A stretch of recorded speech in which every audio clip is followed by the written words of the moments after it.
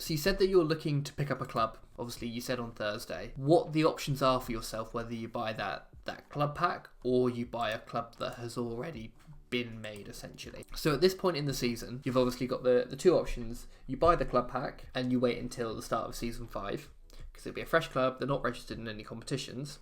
Or the second option you've got is you buy one of these clubs that is already listed and you start playing from there. So for example, I don't know if this club's going to be registered at all. This one's not. Looking to sell. Let's go to low to high. I think this one, for example, is already registered. Yeah, so this one's in a league. So if you wanted to start playing straight away, you could say buy this club and you'll take over managing from this point in the division. Obviously 13 games are played. It's a 22 game season. So you could do that if you wanted to. That's your first option if you want to get right in now. That's essentially the only way that you can do so. Something to consider as well is you get rewards based on how the team does. So if you were to buy this team and then play with them for the rest of the season, you'll obviously get the earnings that they get from the club. Something to be key, or something to note, is that the revenue share, so whatever this figure is how much of the revenue you'll give away. It says 86.5%, 47% of that is clauses, so if players play so many games, they'll obviously pay less than that. But that's your first option. One thing to note though is if you were to do this, at the end of the season, all of these players go back to their original owners.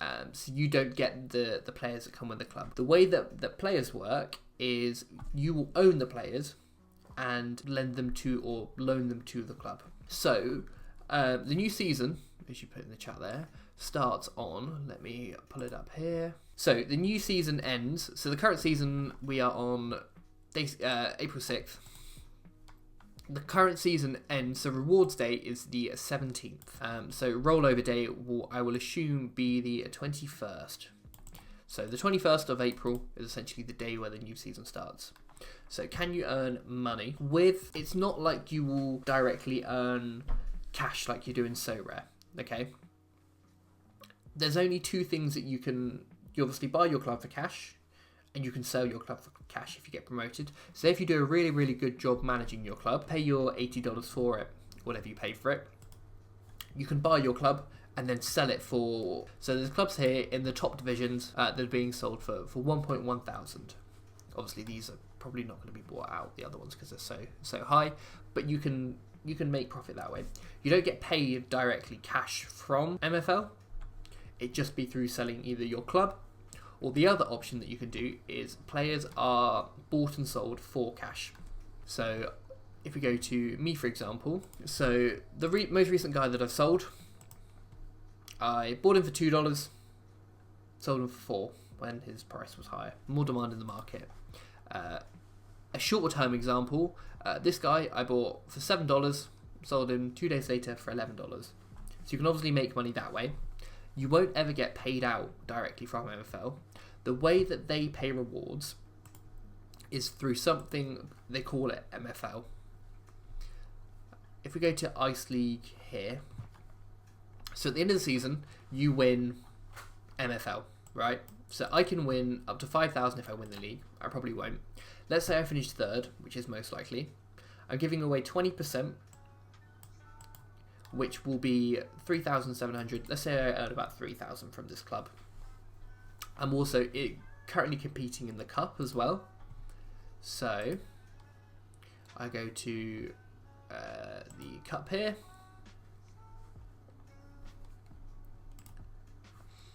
I've currently made it through to the quarterfinal, so I loan 700. So I loan 4.4 thousand from my first club. I'll obviously pay the 20% and then keep the rest. So about 3.6 or so. I then have a second club here, which isn't doing as well. Sat down here in 9th, so I'm not going to earn as much from that one. Let's have a look and say it's 2.3. So let's say I earn, I don't know, 6k in total from both my clubs combined. What I can do with that MFL is you can buy player packs. So let's say, for example, I get 6,000 MFL from this season. I can then buy 2 limited packs and get limited players. Obviously, the price is going to vary based on the age, position, and overall rating. So they can be anywhere between 55 and 64 in this pack. the other day there was a pack drop, and I got a guaranteed limited player. The one that I packed was this guy here, Janos Nagy, 23 years old, so an alright age, 62, which is a good rating for that, and I sold him for $18. So that gives you like an idea. One thing to consider though is essentially if you want to climb up the leagues, you probably have to spend some money to get the better players. And every time you go up a division, so I'm currently in Ice, if I get promoted to Stone, the reward pool essentially doubles. So whereas at the moment the bottom team can earn 2,500 or something like that, the top team earns 5,000. If you go up a division, it goes to 5,000 to 10,000, and then 10,000 to 20,000, roughly along those lines. Obviously the figures will change, but so the higher you go, the more MFL you earn. The more MFL you earn, the better players you can get in the packs, and the more packs that you can get. So it's essentially whatever strategy that you want to go for, that's how you can kind of do it. So if you've got any questions with that, obviously let me know. But that's why some people will say buy cheap players and sell them for more, and other players will like to buy the expensive ones and get higher rewards. Another thing to consider is with your players, that in this game there is progression. So let's take for example my best guy here. So I packed him in my starter pack at 66 overall. In the last 2 seasons, so I didn't actually play any games last year, but in the last 2 seasons he has gone up 3 ratings. So his price is obviously going to increase. But as he gets older, his value will drop. So if you get a good player that you play a lot, they have good potential, you can obviously then train them up and sell them with profit. But it's equally as likely that a player that you buy, say for example, if we take a player that I've had for like Kasim Jalal, he hasn't had any progression, but he'll be 2 years older. So I could have sold him for $23. Okay, now I can't. Oh, sorry, I could have sold him at 23. I didn't. Now obviously at 25 he's going to be worth less. So if I'd sold him at the start, it would have been cheaper. But at the same time, I need a goalkeeper to use. He's helped me MFL. So it's kind of that balance. I don't think people look at this game as a way to earn money as much as people do So Rare, because obviously in So Rare, rewards are tied to. So you can earn money for buying. So you can earn money by using MFL points to buy packs and sell that player for cash. Yes, essentially, that is one way that you can do it. But you also then got to consider, if you pack a player, do you then want to use them in your club next season? So I think I'm probably going to use the limited players I get, unless I think I can sell them for cash and get better use for that cash elsewhere. So it's kind of always balancing that point. Whilst, yeah, you buy the players for packs, or you buy the packs with the players in, and then you sell them for cash. That's essentially the only way that you can earn it, from selling to other players rather than from the site themselves. But there's definitely examples of players that have had a really, really good growth. So Big Wilbur has a player. Let's have a look here. Big Wilbur is like the biggest account on the game. He's the biggest agency. He owns something like 900 players. And obviously some of the players that he's got, this guy here, so he will have, has he trained this guy up? So he packed this guy using his rewards and has trained him up to be 97 overall. It'll give you a rough valuation. Actually, it probably won't do, because not many players have been sold at this rating. So this left back here, I would assume that's not the guy. Where is the guy I'm looking for? 3645. 3645. So, okay, well the price isn't even available. So let's go for someone who's slightly cheaper than that. Let's go to this guy here. So he bought him, has he bought the guy? Or did he pack him? But you can essentially build up an agency just by being wise in the market. So he bought him for $380. He's gone up a few ratings. He's currently priced at just over $1,000. So obviously, but this guy is the biggest player in the game. He spent a lot of money on it, buying the players in the first place. But like people always say, once you've bought your club, you've bought your club, you've got it every season. I don't think MFL will ever go to a model where you win cash. I think MFL will always be you win MFL. I think people care a lot less about winning cash in this game and more about having fun from it. So the thing with Sorare, like I said, is you have a good weekend if you win money, whereas in MFL, it's more like a long-term progression. And you also don't have to necessarily return on players. Say if I bought Muller, he was a player in Sorare, and I bought him for £10, I'd want to earn 10 packs back from him. But I wouldn't. But because there isn't that direct comparison between MFL and between cash and Sorare, I think that's why people aren't as fussed. And I don't think it is within their nature to add cash rewards. You know, there may be tournaments that they do where you win a prize, but that may be like elite level MFL. I think it will always be that you win their currency, you buy their packs, and if you want, you can sell them on.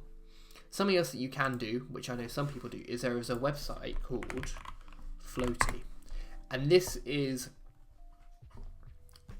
something else that a lot of people do, is if we go to MFL packs. So Floaty is a website where you can buy and sell stuff within MFL without it being on the website. So we've got recently listed limited player packs. So obviously the packs that I showed you earlier are on here. We go to store. So you can buy, let's say at the end of the season, I can buy 2 of these limited player packs. I can sell them on Floaty for currently, the cheapest one is being listed here for $19.49, $19.50, so around that. So people can also, if you earn packs, you don't have to open them and chance a player, you can sell the packs for cash. Anything to worry about the Dapper wallet? I don't think it's any more unsafe than anything else. Something to note is, unless you're say for example you're someone that wants to withdraw the cash, there is a fee to withdraw from Dapper. If you're not in the US, I believe. So that is something to be aware of. I don't intend on withdrawing the cash. I kind of just intend to just keep using it, keep having fun with it. You know, maybe if I hit a huge player worth $1,000, I sell them and take some cash out and obviously pay the fee. But I don't think there is anything. I don't know if they plan to change that to move in-house. I couldn't tell you. But this is kind of just like the information that we've got at the moment. But no, I've not had any issues with Dapper, to be honest. Most of the time I don't even go through my Dapper wallet. What I will do is, only if I have funds already in there, obviously that is the case, it is your Dapper wallet. But let's say, for example, I want to buy a player, I don't know, this guy looks really good to me. I go to buy, and then when you click buy, it gives you the option to use your Dapper wallet, like PayPal or your bank card, and I choose to go through PayPal anyway, unless I've already got the funds there. But the only time I would ever load up funds is just for pack drops, which are here. And pack drop events are really, really good fun. Everyone is basically online trying to secure a pack. There was one about a week ago, or last week I should say. The site did crash because there were so many people and they weren't expecting that many people to be on there. But it was just a nice atmosphere. Everyone was chatting on Twitch. I picked up a kickoff pack and a limited pack. I paid $20 for it in total. I sold 2 players for $21. So I made my money back there. There is a 5% fee on every sale you do. But I also packed Leduc, who I think I'm going to keep, and this goalkeeper. So I made profit on that pack. People won't always, it's one of them things. But I don't think the packs are badly priced at all, which is something else that I quite like about the game. But yeah, back to what club you should go for. Some people like the fact that if I was in your position starting again, I would buy the fresh club pack. You can wait until there's a promo and they offer you a starter pack. That's what they did last season. So they did, if you bought the club pack for $80, do well in the league and selling players. Well, if that's your goal, then that's obviously best for yourself. It's whatever you want to do in it. There's so many different strategies you can do, whether that's buy as many players as you can or buy quality or loan in quality players and try and get profit that way.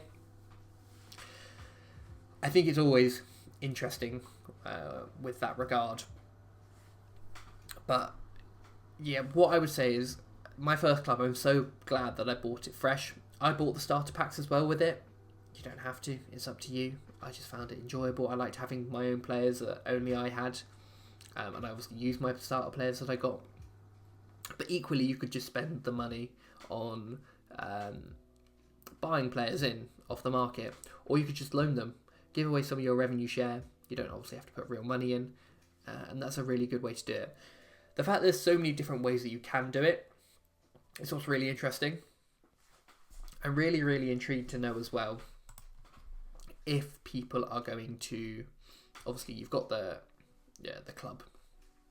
If anybody is going to not put any money in at all, just buy the club and live off loans, live off the rewards that they get and see how they do that way. You're going to buy it fresh. Nice. Yeah, I'd probably do the same if I were you. I like the idea of buying a fresh club, having it as your own, and going from there. But I just think the fact there's so many opportunities. If you were to buy a second club, sure, you can do it whatever way you want. But I think there's so many different opportunities with the game. That's kind of what I like about the clubs.